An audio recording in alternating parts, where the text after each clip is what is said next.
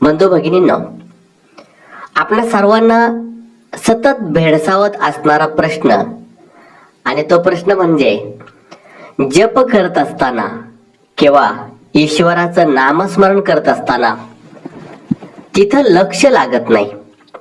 जपाला बसल्यानंतर मन विचलित होते, झोप आल्यासारखं होतं, आळस येतो, जांभळ्या येतात किंवा डोक्यामध्ये विचारचक्र चालू राहतं, विचार भलतीकडे जातात.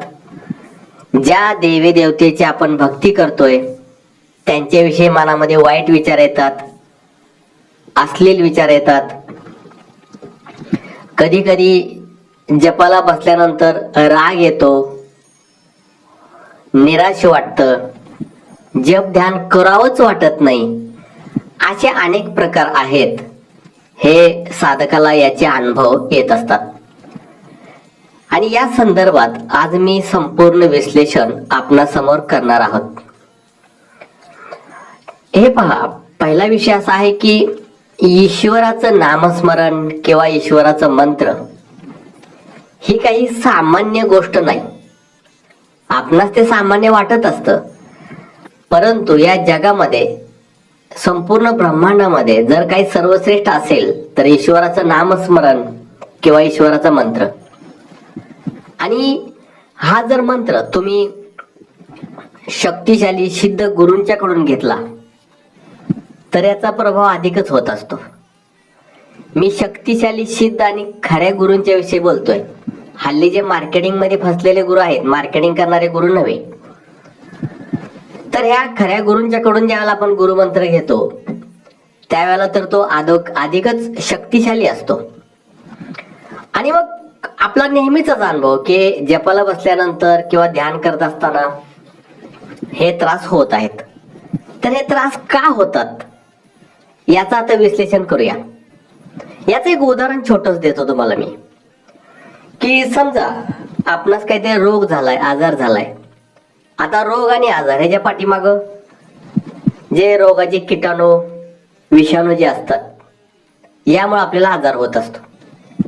ज्या वेळेला आपण औषध पितो त्यावेळेला ते औषध, इंजेक्शन, गोळ्या जे काय असेल ते आपल्या शरीरामधील किटाणूंचा, रोगाचा नाश करत असत. किंवा एखाद्या झाडाला जर कीड लागली असेल आणि आपण त्या किडीवरती किंवा त्या झाडावरती जर रॉकेल टाकलं किंवा एखादं कीटकनाशक टाकलं तर आतील किडे सगळे वळवळत बाहेर येतात. आता पहिल्यांदा तर आपल्याला ते किडे दिसलेलेच नाहीत, पण आता औषध टाकल्यावर असंख्य हजारोच्या संख्येने ते किडे बाहेर पडत आहेत. असं का होतं? तर ते औषध त्याला त्रास देत आहे. त्याच पद्धतीनं हा जो मंत्र आहे, हा मंत्र जेव्हा आपण ज्यावेळेला करत असतो त्यावेळेला आपल्या शरीरामध्ये असणारे षडरिपू, जसे काम, क्रोध, लोभ, दंभ, मत्सर, हे जे षडरिपू आहेत ते षडरिपू, किंवा आपल्या असंख्य जन्माची पाप, आपल्या असंख्य जन्माची कर्म, याच्यावरती तो मंत्र आघात करत असतो. आणि हा मंत्र ज्यावेळेला त्याच्यावरती आघात करत असतो त्यावेळेला आपल्याला आता मी जे सांगितले ते त्रास व्हायला चालू होतं. म्हणजे तो मंत्र त्या दुष्ट शक्तीला मारून टाकतोय. आणि मारून टाकत असताना तिथे काहीतरी व्हायब्रेशन निर्माण होत आहे आणि ह्या व्हायब्रेशनचा परिणाम आपल्या मनावरती होतोय.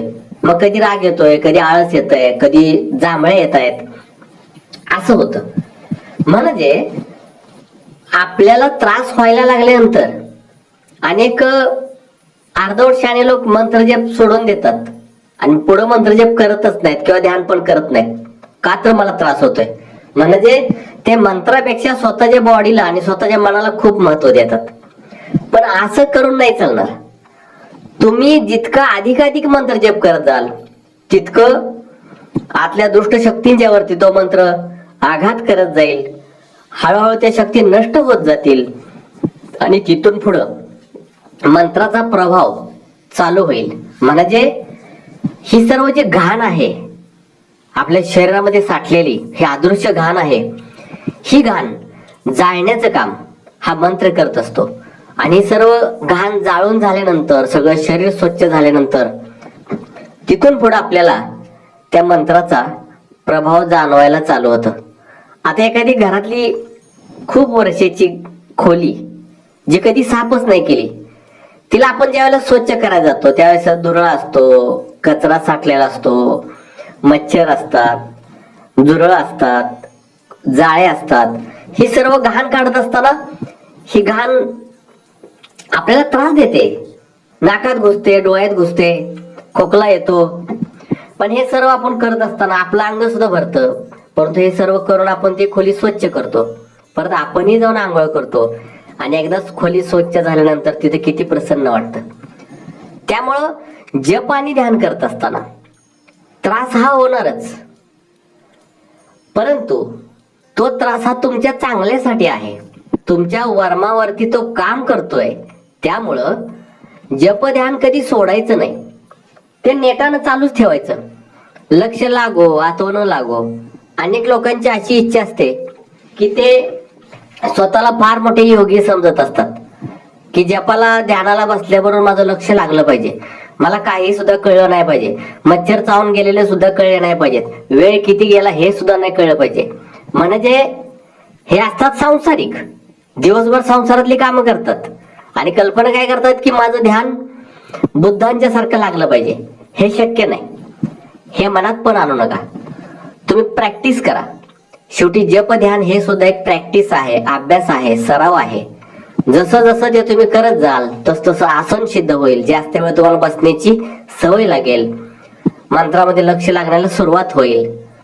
त्यामुळं 95% लोकांना मंत्र जप करत असताना, ध्यान करत असताना त्रास हा होतोच, त्यात काहीच डाऊट नाही, होणारच. म्हणून तो अर्धवट सोडू नका. ते तुमच्या शरीराची घाण स्वच्छ करायचे चाललेले आहे, त्यामुळे तुम्हाला त्रास होतोय. आता 5% लोक असे आहेत ज्यांची आध्यात्मिक पार्श्वभूमी अगोदर तयार झालेली असते, त्यामुळे त्यांना त्रास होत नाही. उलट जपाला बसल्यानंतर आनंद वाटायला चालू होतो.